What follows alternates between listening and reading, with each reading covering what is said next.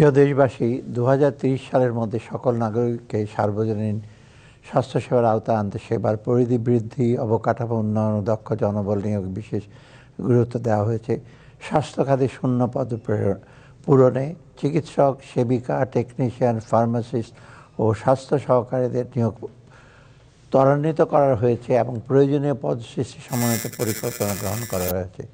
দরিদ্র জনগোষ্ঠীর স্বাস্থ্যসেবা নিশ্চিত করতে আগামী অর্থবছরে তাদের বিনামূল্যে চিকিৎসা সেবা প্রদানের লক্ষ্যে অতিরিক্ত ৪,১৬৬ কোটি টাকা এবং সম্প্রসারিত টিকাদান কর্মসূচির জন্য ১,০০০ কোটি টাকা বরাদ্দ রাখার প্রস্তাব করছি।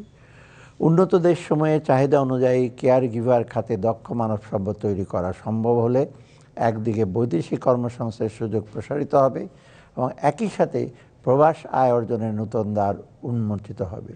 এ লক্ষ্যে কেয়ার গিভারদের জন্য প্রয়োজনীয় প্রশিক্ষণ প্রদানের উদ্যোগ নেওয়া হয়েছে।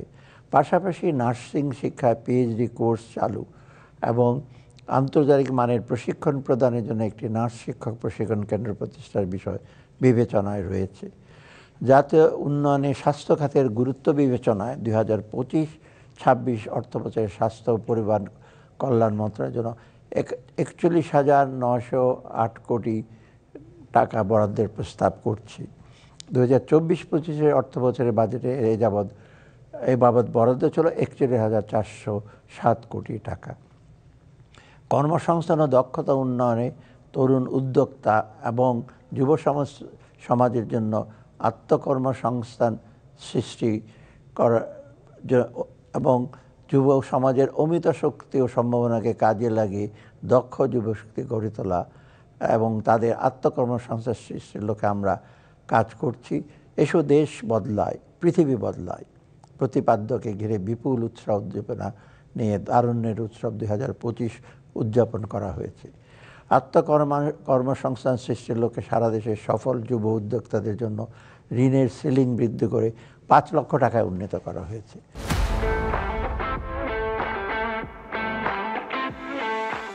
এছাড়া তরুণ উদ্যোক্তা সৃষ্টির লক্ষ্যে 100 কোটি টাকার একটি বিশেষ তহবিল গঠন করার প্রস্তাব করছি। তরুণ উদ্যোক্তাদের জন্য এমন তহবিল এবারই প্রথম। জুলাই গণঅভ্যুত্থানের আহত ও শহীদ পরিবারের সদস্যদের জন্য আত্মকর্মসংস্থান সৃষ্টির প্রকল্প গ্রহণ করা হয়েছে। তরুণ যুবাদের দেশের উন্নয়নে আরও গভীরভাবে সম্পৃক্ত করার লক্ষ্যে আগামী অর্থবছরে তারুণ্যের উৎসব উদযাপনের জন্য 100 কোটি টাকা বরাদ্দ রাখার প্রস্তাব করছি। দক্ষতা উন্নয়নে দেশের তরুণ জনশক্তিকে আভ্যন্তরীণ ও বৈশ্বিক শ্রম অনুযায়ী চাহিদা অনুযায়ী যুগোপযোগী করে তোলার জন্য কারিগরি প্রশিক্ষণ কারিকুলাম তৈরি করে বিশ্বমানের কারিগরি প্রশিক্ষণ সনদপত্র প্রদানের ব্যবস্থা গ্রহণ করা হয়েছে। পাশাপাশি চাহিদা নিরূপণ, চাহিদা অনুযায়ী কারিকুলাম প্রণয়ন এবং কারিকুলাম অনুযায়ী শিক্ষা প্রশিক্ষণ করে জব প্লেসমেন্ট নিশ্চিত করার লক্ষ্যে শিল্প প্রতিষ্ঠান, প্রশিক্ষণ প্রতিষ্ঠান ও একাডেমিয়ার মধ্যে যোগসূত্র স্থাপনের কার্যক্রম চলমান। বৈদেশিক কর্মসংস্থান। প্রিয় দেশবাসী, বিদেশগামী কর্মীদের বহির্গমনের প্রক্রিয়াকরণের সকল কাজ ডিজিটাল পদ্ধতিতে সম্পন্ন করার উদ্যোগ গ্রহণ করা হয়েছে।